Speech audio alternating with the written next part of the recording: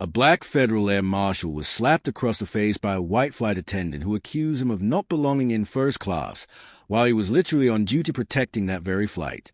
"I don't care what you claim to be. You need to move to the back of the plane now, or I'm having you removed." The flight attendant's palm cracked across his face with a sound that echoed through the cabin, leaving a red mark on his cheek as passengers gasped in collective shock. Damon Pierce sat motionless, jaw clenched, every muscle in his body fighting the instinct to react as humiliation and fury warred behind his calm exterior. The flight attendant, Christine Holloway, stood over him with her hand still raised, chest heaving, her face twisted with a kind of righteous indignation that comes from years of unchecked power and privilege. What she didn't know was that the man she'd just assaulted had a federal authority to ground this aircraft, arrest her on the spot, and end her career with one phone call, and he was about to use every bit of it. Damon Pierce settled into Seat 3A on American Airlines Flight 2847, Dallas to Charlotte, 6:15 a.m. departure. He'd been a Federal Air Marshal for 8 years. Before that, 7 years with the FBI, 42 years old, 6'2", impeccably dressed in a charcoal suit and tie. His credentials were in his breast pocket, his service weapon concealed at his hip. He was on duty. This was his job, blending in, staying alert, protecting passengers from threats they'd never see coming.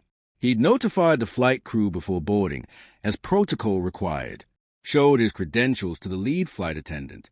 Standard procedure. But the lead flight attendant, Robert Chen, wasn't the problem. Robert had nodded, made a note, thanked him for his service. Professional, respectful.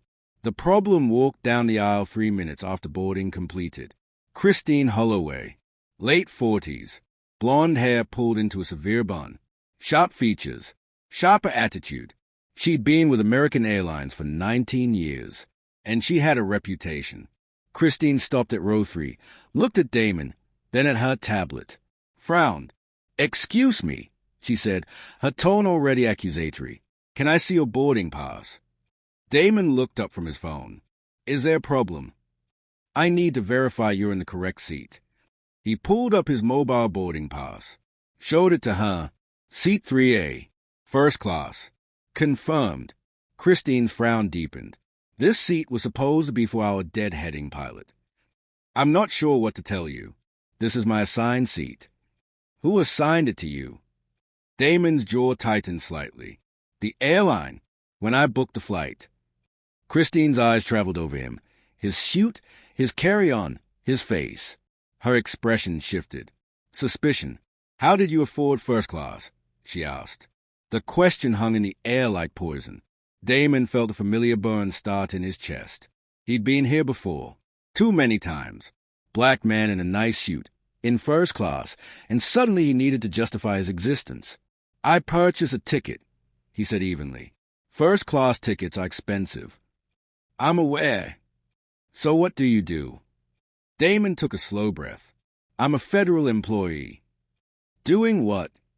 "That's not relevant to whether I'm in the correct seat." Christine's face flushed. "Sir, I'm trying to resolve a seating issue." "There's no seating issue. I'm in my assigned seat." "Your assigned seat was supposed to be held for crew. Then there was an error in your system. But I have a confirmed ticket, and I'm not moving." Christine's eyes narrowed. "Are you refusing to cooperate with crew instructions?" "I'm refusing to give up a seat I paid for based on your assumption that I don't belong here." "I never said." "You didn't have to." A white businessman across the aisle cleared his throat. "Excuse me, is there a problem? We're trying to take off." Christine turned to him with a completely different demeanor, warm, apologetic. "I'm so sorry for the disruption, sir. Just a small seating mix-up. We'll have it resolved shortly." She turned back to Damon, voice dropping. "I'm going to need you to move to economy." "No, sir." "I said no." Christine's face went red. "Fine. Stay here. But I'll be watching you." She walked away. Damon exhaled slowly. This flight was going to be a problem. But this was only the beginning. 20 minutes into the flight, Christine came back. Damon was reading incident reports on his tablet, part of his pre-flight intel review. She stopped beside his seat. So, I need you to put that device away. Damon looked up. We're at cruising altitude. Electronic devices are permitted. That looks like a work device. Are you conducting business? I'm reading. Reading what? Damon's patience was wearing thin. Is there something you actually need, or are you just looking for reasons to harass me? Christine's eyes went wide. Harass you? I'm doing my job. Your job is to ensure passengers' safety and comfort. You're doing neither. How dare you? You've questioned my ticket, my seat, my profession, and now my reading material. You haven't asked a single white passenger any of these questions. That's because they're not acting suspicious. Suspicious? Damon's voice remained calm, but his eyes were ice. What exactly have I done that's suspicious? Christine stammered. You're making me uncomfortable. By existing. A few passengers were watching now. Some looked uncomfortable. Others nodded in agreement with Damon. Christine's face was bright red. I don't have to explain myself to you. Actually, if you're going to continue harassing me, you do. I'm not harassing you. I'm trying to ensure the safety of this flight. From what? Me sitting quietly in my seat. You could be anyone. You could be. She stopped herself, but the implication hung in the air. You could be dangerous. You could be a threat. You could be a terrorist. Because he was black, Damon felt the rage building but kept his voice level. I could be anyone. That's correct. So could every other passenger on this plane. But you're only questioning me.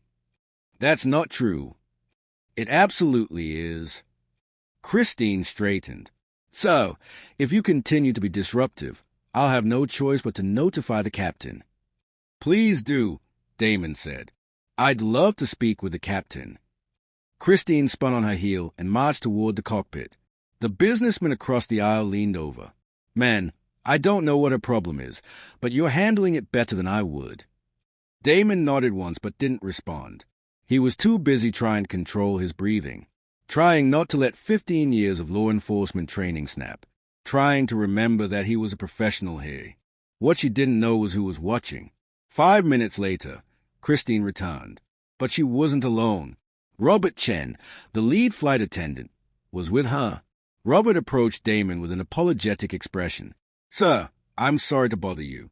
There seems to be some kind of misunderstanding. There's no misunderstanding, Damon said quietly. Your colleague has been harassing me since boarding. Robert glanced at Christine, who immediately jumped in. That's not true. He has been argumentative and refusing to follow crew instructions. What instructions? Damon asked. You told me to move from my assigned seat with no justification. I declined. That's not refusing instructions. That's exercising my rights as a paying passenger. Robert looked uncomfortable. So, Christine says you were acting suspiciously. By reading on my tablet? By sitting quietly? What exactly was suspicious? Christine cut in. He won't tell me what he does for a living. He won't explain how he afforded first class, and has been staring toward the cockpit. I glanced toward the front of the plane. Once, because you were standing there talking about me. Robert held up his hands. Okay, let's all just take a breath. I don't need to take a breath, Damon said. I need your colleague to stop profiling me. Profiling? Christine's voice went shrill. How dare you? I don't see color. Then why am I the only passenger you questioned? Because you're the only one acting suspicious. Suspicious how? You have this energy. This energy? You mean this skin color. Christine's face went purple. I am not a racist. I didn't say you were. I said you were profiling me. And you are. So, Robert tried again. Maybe if you just explain what you do for work, we could clear this up. I don't owe her an explanation. I don't owe you an explanation. I have a ticket. I'm in my seat. I haven't broken any laws or regulations. This conversation is over. Christine lost it. You don't get to decide when this conversation is over. I'm in charge of this cabin, and if I say you're a threat, then you're a threat. Damon stood up slowly. At his full height, He towered over both flight attendants. His voice was quiet, controlled, deadly calm. I'm going to ask you one time to step back and leave me alone. If you continue this harassment, there will be consequences. Christine's eyes blazed. Are you threatening me? I'm informing you. That's it. You're done. Christine pulled out her phone. I'm calling the captain.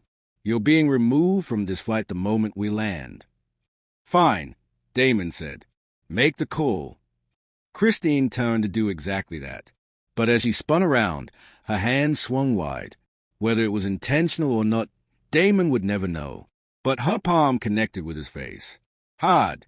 The crack echoed through first class. The cabin went dead silent. Damon's head snapped to the side. His cheek burned, and every passenger in first class stared in absolute shock. Be honest. What would you have done? Damon stood completely still. His cheek was red, burning. His hands were at his sides. His jaw was clenched so tight he thought his teeth might crack. Christine stepped back, her own face pale, suddenly realizing what she'd done. I didn't mean. You turned into my hand. Robert's eyes were wide. Christine, what the hell? He was threatening me. I felt unsafe. Damon's voice was barely above a whisper. You just assaulted a federal officer. The words dropped like a bomb. Christine blinked. What? Damon reached into his breast pocket, pulled out his credentials. Federal Air Marshal badge. Federal Law Enforcement ID. He held them up so everyone could see. My name is Damon Pierce. I'm a Federal Air Marshal, badge number 47283. I've been on duty since boarding. And you just committed assault on a federal officer in the execution of his duties. Christine's face went from pale to green. Robert took a step back, hands up. So, we didn't know. You didn't know because you didn't ask. You assumed, you profiled, you harassed, and then you assaulted. Damon pulled out his phone, dialed a number. A voice answered immediately. Federal Air Marshal Operations, this is Supervisor Chen. This is FAM Pierce, badge 47283, currently on American Airlines Flight 2847, Dallas to Charlotte. I need to report an assault on a federal officer and request immediate coordination with a flight captain for emergency protocols. Confirmed, FAM Pierce. Stand by. Damon looked at Christine. This plane is being diverted. You're under arrest, and your career just ended. Christine's legs buckled. She grabbed the seat back for support.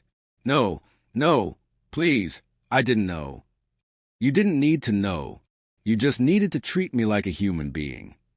Robert spoke carefully. So, Agent Pierce, what do you need from me? I need you to get the captain on the radio. This aircraft is landing at the nearest available airport, and I need this woman confined to a crew area until we land. Yes, sir, absolutely. Robert practically dragged Christine toward the back galley. She was crying now, pleading. Please, I'm sorry. I made a mistake. You made multiple mistakes, Damon said, and now you face the consequences. The passengers erupted. Some pulled out phones, recording. Others whispered urgently. The businessman across the aisle stood up. I saw everything. She was harassing him from the moment we boarded. I'll testify to that. A black woman 2 rows back spoke up. I recorded the whole thing. The questioning, the harassment, the slap. I have it all. A white woman in 4C raised a hand. Me too. I got video. Damon nodded to each of them. Thank you. I'll need statements from all of you. The intercom crackled. Ladies and gentlemen, this is your captain speaking. We're going to be making an unscheduled landing in Little Rock due to a security incident. Please remain seated with your seatbelts fastened. We'll be on the ground in approximately 20 minutes. The cabin buzzed with nervous energy. Damon sat back down. His face still burned. His heart still raced. But he was in control now. And Christine Holloway was about to learn that actions have consequences. If only she knew who she was talking to. The plane descended toward Little Rock. Damon remained seated, phone in hand, coordinating with his supervisor and local FBI. Christine was in the rear galley, supervised by Robert and another flight attendant. She was still crying, still pleading. Passengers kept approaching Damon, offering support, offering to be witnesses. One older white man, probably in his 70s, leaned over. "Son, I'm sorry that happened to you. That was disgraceful. You handled it with more grace than she deserved." "Thank you, sir. I'm a retired judge. If you need a witness with legal standing, you have my card." He handed Damon a business card. "Judge Harold Matthews, Ret, U.S. District Court." Damon nodded, genuinely touched. "I appreciate that, Your Honor." When the plane landed, it was met by FBI agents, local police, and airport security. Damon exited first, showed his credentials, briefed the agents. Then Christine was escorted off in handcuffs. She was sobbing. "Please, I have kids. I have a mortgage. I made a mistake." One of the FBI agents looked at her coldly. "You assaulted a federal officer. That's a felony. You're looking at up to 8 years." Christine's knees gave out. They had to hold her up. The passengers deplaned slowly, many stopping to shake Damon's hand, to tell him they were proud of him, to thank him for standing his ground. The black woman who'd recorded everything approached. "Brother, I sent a video to my cousin who works at CNN. I hope that's okay." Damon managed a small smile. "That's more than okay. Thank you." "We have to protect each other," she said. "They won't do it for us." "No, they won't." After all the passengers were off, Damon sat in the terminal with the FBI agents, giving his formal statement. Every detail, every word, every moment of harassment leading up to the assault. When he finished, the lead agent, Special Agent Rodriguez, shook his head. Rodriguez leaned back. "You know what makes this worse." "What?" "She's done this before." Damon's head snapped up. "What?" But here's the part that changed everything. Rodriguez pulled out a tablet. "We ran her employment record. Christine Holloway has been with American Airlines for 19 years. And in that time, she's been the subject of 23 formal complaints." Damon's jaw tightened. 23. Yep, 18 of those complaints came from passengers of color, specifically black passengers and Latino passengers. Rodriguez scrolled through the records. She's been accused of refusing service, making racist comments, providing substandard service to passengers of color, and in 3 cases, falsely accusing passengers of being intoxicated or disruptive. And she's still employed? Every time, she got a slap on the wrist, written warning, mandatory sensitivity training, probation, but she always kept her job. Why? Union protection, seniority, and honestly, the airline probably didn't want the bad press. Easier to settle complaints quietly than admit they had a racist flight attendant. Damon felt rage building again. So she's been terrorizing black passengers for years, and no one stopped her. Not until today. Rodriguez pulled up another document. There's more. 6 years ago, a black businessman filed a complaint against her. Said she refused to serve him in first class, questioned his ticket, and had him moved to economy. He sued. Americans settled out of court for an undisclosed amount. And they still kept her employed. They reassigned her to different routes for a while, then quietly moved her back. Damon stood up, pacing. So I'm not the first person she's done this to. No, you're just the first person with the authority to hold her accountable. What happens now? Now, she's charged with assaulting a federal officer. That's federal court. Federal charges. No sweetheart plea deals. And with her history, the U.S. attorney is going to throw the book at her. Rodriguez stood. But there's something else you should know. What? We pulled the flight manifest. There were 3 other federal air marshals on that plane. Damon blinked. 3? That's unusual. Very. Turns out there was intelligence about a potential threat on flights out of Dallas this week. Nothing concrete, but enough to boost air marshal presence. So there were 4 of us total on one flight. Yep. And Christine Holloway spent the entire flight harassing the only black one. Damon closed his eyes. Of course she did. The other marshals have given statements corroborating everything. They heard the confrontation. They saw the harassment. One of them filmed the slap. Rodriguez put a hand on Damon's shoulder. You're not alone in this, man. We've got your back, and we're going to make sure she never works in aviation again. Would you have stayed quiet in his position? By the time Damon landed in Charlotte, on a different flight, 6 hours later than planned, the story had exploded. The video was everywhere. Twitter, Instagram, TikTok, Facebook, news outlets had picked it up. Flight attendant slaps Federal Air Marshal after racially profiling him. Black Air Marshal assaulted mid-flight. Plane diverted. American Airlines employee arrested after attacking federal officer. The footage was damning. Christine questioning Damon. Christine getting aggressive. Christine slapping him. Damon standing there, calm and professional, even as his cheek turned red. And then the reveal. His badge, his credentials, his quiet authority. The internet was on fire. Civil rights organizations called for American Airlines to be held accountable. Other black passengers came forward with their own Christine Holloway stories. Flight attendants, both current and former, spoke out about a culture of discrimination that allowed people like Christine to thrive. Damon's phone was flooded. Calls from news outlets, messages from supporters, emails from his superiors at the Federal Air Marshal Service. His boss, Director Patricia Hammond, called him directly. Damon, how are you holding up? I'm fine, Director. You don't have to be fine. What happened to you was unacceptable. I know. I want you to know we're backing you 100%. Federal Air Marshal Service is issuing a statement condemning the assault and supporting your actions. We're also coordinating with the FBI and DOJ to ensure full prosecution. Thank you. And Damon. Yes, I'm proud of you. You handled that situation with professionalism and restraint that most people couldn't manage. You're a credit to the service. Damon's throat tightened. I appreciate that. Take a few days. Decompress. We'll handle the media circus.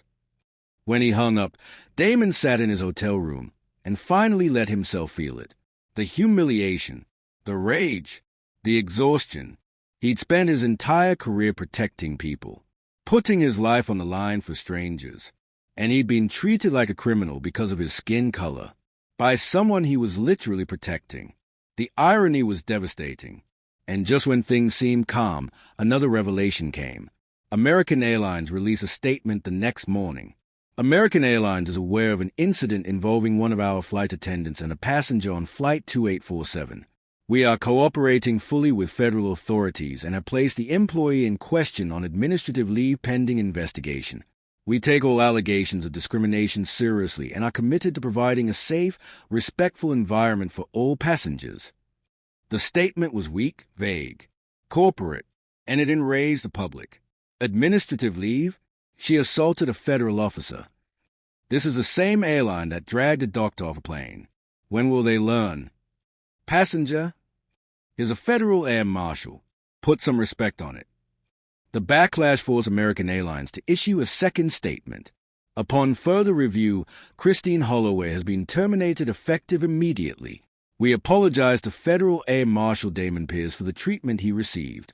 This behavior does not reflect our values. But it wasn't enough, because reporters had started digging, and they found the complaints. 23 of them. They found a lawsuit from 6 years ago. They found a pattern of discrimination that American Airlines had ignored. Within 72 hours, the CEO of American Airlines was forced to hold a press conference. Douglas Whitmore, 61, white, uncomfortable, stood at a podium. We deeply regret the incident involving Federal Air Marshal Pierce. We failed him. We failed our passengers. And we failed to address a pattern of behavior that should never have been tolerated. He paused. Effective immediately, American Airlines is implementing comprehensive reforms, including mandatory anti-bias training for all employees, an independent review board for discrimination complaints, and a passenger bill of rights that prioritizes dignity and respect. A reporter raised her hand. Mr. Whitmore, Christine Holloway had 23 complaints against her over 19 years. Why was she still employed? Whitmore shifted uncomfortably. That's something we're investigating internally. So you didn't know about the complaints? We're reviewing our HR processes to determine what went wrong. Another reporter jumped in. Are you saying your HR department failed to flag 23 discrimination complaints against a single employee? We're committed to doing better. That's not an answer. The press conference went downhill from there. American Airlines stock dropped 4%. Sponsors threatened to pull partnerships. Civil rights attorneys announced they were representing multiple former passengers in a class action lawsuit. And Damon Pierce, who just wanted to do his job, became the face of a movement. If only they knew what was coming next. 1 week after the incident, Damon was invited to appear on Good Morning America. He almost declined. He wasn't a publicity seeker. He was a federal air marshal. He worked in the shadows, but his director encouraged him. This is bigger than you now, Damon. This is about every black person who's been profiled on a plane, every federal officer who's been disrespected, every passenger who's been told they don't belong. Your voice matters. So he went, sat across from Robin Roberts. The interview was powerful. Agent Pierce, walk us through what happened that day. Damon did. Calmly, factually, the questioning, the harassment, the slap. What went through your mind when she hit you? Damon paused. Honestly, I thought about my training. I thought about all the ways I could respond. And I thought about what would happen to me, a black man, if I reacted. So I didn't. I stayed calm. I followed protocol. And I let the system work. Some people are calling you a hero. I'm not a hero. I'm just a man who was doing his job and got assaulted for it. The real heroes are the passengers who spoke up, who recorded, who refused to let it be swept under the rug. What do you want people to take away from this? Damon looked directly into the camera. I want people to understand that this happens every day. Not just on planes. Everywhere. Black people are constantly questioned, profiled, told we don't belong. And it's exhausting. It's dehumanizing. And it needs to stop. The interview went viral. Damon received thousands of messages. From black professionals who had experienced the same thing. From parents who worried about their children facing discrimination. From allies who wanted to help. And from one person who would change everything. But here's the part that changed everything. 3 days after the GMA interview, Damon received a call from an unknown number. He almost didn't answer, but something made him pick up. Hello. Is this Federal Air Marshal Damon Pierce? Yes. Who's calling? My name is Senator Diane Morrison. I'm calling from Washington. Damon sat up straight. Senator Morrison was a legend. The first black woman senator from North Carolina, a former civil rights attorney, and chair of the Senate Commerce Committee, which oversaw aviation. Senator Morrison, this is an honor. The honor is mine, Agent Pierce. I saw your interview, and I've been following your case closely. Thank you, Senator. I'm calling because I want you to testify before the Senate Commerce Committee. We're holding hearings next month on discrimination in air travel. Your testimony would be invaluable. Damon's heart raced. You want me to testify before Congress. I want you to tell your story to the people who make the laws, to the people who can create real, lasting change. Will you do it? Damon didn't hesitate. Yes, I will. Good. My office will be in touch with the details. And Agent Pierce. Yes, Senator. Thank you for your service. And thank you for standing up. You're making a difference. When he hung up, Damon sat in stunned silence. He was going to testify before Congress. His story, his pain, his humiliation, his strength was going to be part of the congressional record. It was terrifying and empowering and necessary. 6 weeks later, Damon sat before the Senate Commerce Committee in Washington, D.C. The room was packed. Cameras lined the walls. Senators sat in a semicircle, looking down at him. Senator Morrison gavelled the hearing to order. We're here today to examine discrimination in air travel, particularly the treatment of passengers and federal officers of color. Our first witness is Federal Air Marshal Damon Pierce. Agent Pierce, please proceed with your opening statement. Damon adjusted the microphone. took a breath, and began. Thank you, Senator Morrison, and members of the committee. My name is Damon Pierce. I've served as a federal air marshal for 8 years, protecting American passengers and crew from threats they never see. Before that, I spent 7 years with the FBI. I've dedicated my career to serving this country. He paused. On December 14th, I boarded American Airlines Flight 2847 from Dallas to Charlotte. I was on duty. I was protecting that flight, and I was treated like a criminal. He walked them through the entire incident, every detail, every moment of harassment, the slap, the aftermath. When he finished, the room was silent. Then Senator Morrison spoke. Agent Pierce, in your professional opinion, do you believe you were targeted because of your race? Yes, Senator, without question. And do you believe this is a systemic issue in the airline industry? Yes, Senator.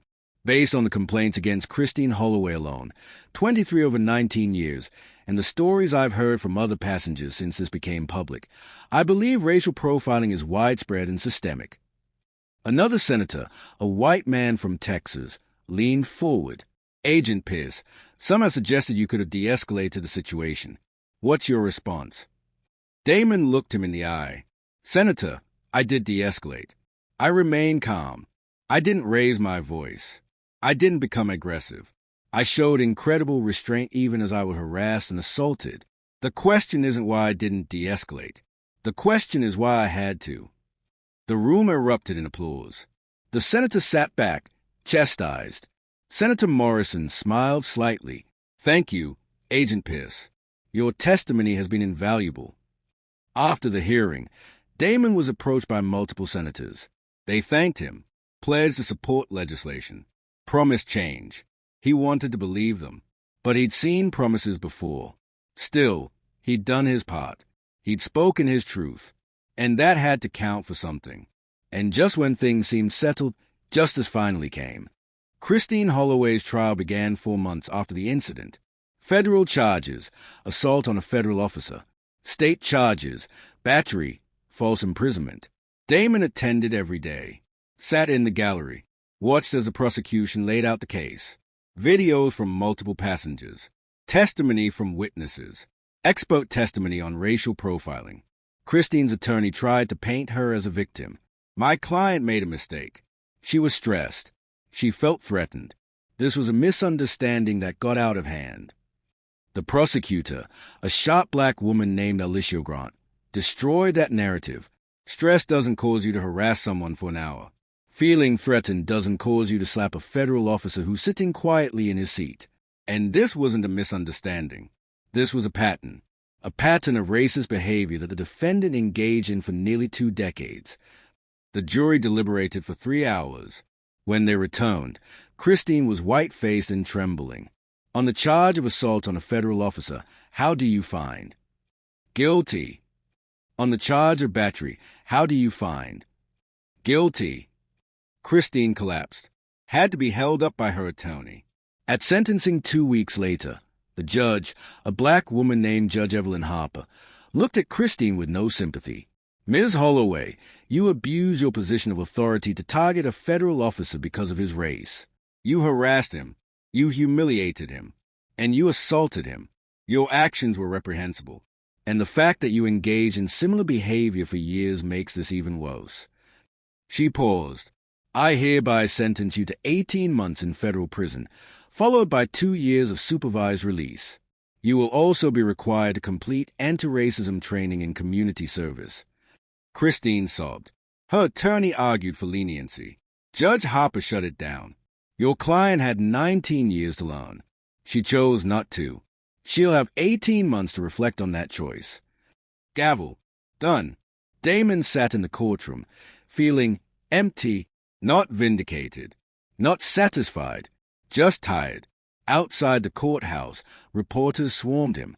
Agent Pierce, how do you feel about the verdict? Justice was served. But this isn't just about one person. It's about a system that allowed her to operate for years. That's what needs to change. What's next for you? I'm going back to work. I have a job to do. Will you sue American Airlines? My attorneys are handling that. He walked away, ready to move on. But the story wasn't over. 6 months later, American Airlines settled with Damon Pierce. The terms were confidential, but sources said it was in the 7 figures. Damon donated half to civil rights organizations, used the rest to establish the Federal Officers of Color Support Fund, providing legal support and counseling for federal employees who face discrimination. American Airlines also agreed to 1. Mandatory anti-bias training for all employees, conducted quarterly. 2. An independent oversight board to review discrimination complaints. 3.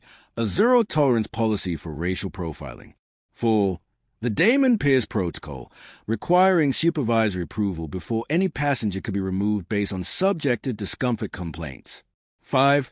Annual public reporting of discrimination complaints and outcomes. The reforms became industry standard. Other airlines adopted similar policies. The FAA issued new guidelines. Congress passed the Air Travel Dignity Act, protecting passengers from discrimination and requiring airlines to take complaints seriously. And Damon Pierce, who just wanted to do his job, became the catalyst for transforming an entire industry. 1 year after the incident, Damon boarded a flight. American Airlines, Dallas to Charlotte. Same route, different crew. As he settled into his first-class seat, the lead flight attendant approached. A young black woman with warm eyes. "Agent Pierce." He looked up. "I just wanted to say thank you. Because of what you went through, because you stood up, I feel safer doing this job. We have protections now. We have support. And passengers are being treated with dignity." Her eyes filled with tears. "You changed everything for us. Thank you." Damon felt his throat tighten. "What's your name?" "Brianna." "Brianna, thank you for what you do. And remember, if anyone ever disrespects you, you stand tall. You have a voice. Use it." Brianna nodded, smiled through tears, and walked away. The flight was smooth, professional, respectful, as it should have been a year ago, as it should always be. When Damon landed in Charlotte, he pulled out his phone, saw a text from Senator Morrison. The Air Travel Dignity Act passed the Senate. 87 to 13. Your testimony made the difference. Thank you for your courage. Damon smiled. Type back. Thank you for giving me a platform. This is for everyone who's ever been told they don't belong. He put his phone away and walked through the terminal with his head high. That night, Damon sat in his apartment and reflected on the past year, the humiliation, the assault, the trial, the testimony, the change. He thought about all the messages he'd received, from black travelers who said they felt safer now, from parents who said their children could fly without fear, from federal officers who said they felt seen and protected. He thought about Christine Holloway, sitting in a federal prison, finally facing consequences. He thought about American Airlines, forced to confront decades of ignored discrimination. He thought about the system, imperfect, broken, but slowly, painfully changing. And he realized something. His pain had purpose. His humiliation had meaning. His refusal to stay silent had created a movement. He pulled out his journal and wrote, "They slapped me because they thought I was powerless, because they thought a black man, even a federal officer, could be abused without consequence. They were wrong that I had power, not because of my badge, though that helped, but because I refused to accept their narrative. I refused to be silent. I refused to let them erase my dignity. And when I spoke up, others joined me, witnesses, allies, legislators, a movement. That's a lesson. Our voices matter. Our dignity matters. Our refusal to accept less than we deserve, that changes systems. I was assaulted on a plane, but I grounded more than that flight. I grounded the system that allowed it to happen. And I reminded every black person watching, you don't have to accept disrespect. You don't have to shrink. You don't have to stay silent. Stand tall. Speak up. Demand better. Because your dignity is non-negotiable." He closed the journal and whispered a prayer his grandmother taught him. "Lord, give me the strength to endure, the courage to speak, and the wisdom to turn pain into power." 2 years after the incident, Damon was promoted to Supervisory Federal Air Marshal, overseeing training and protocols. His first initiative, comprehensive anti-bias training for all federal air marshals. His second, a mentorship program for federal officers of color. He also became a sought-after speaker, traveling to conferences, universities, and organizations, telling his story, teaching others, inspiring change. One day, after speaking at a conference for black professionals, a young man approached him, mid-20s, nervous, determined.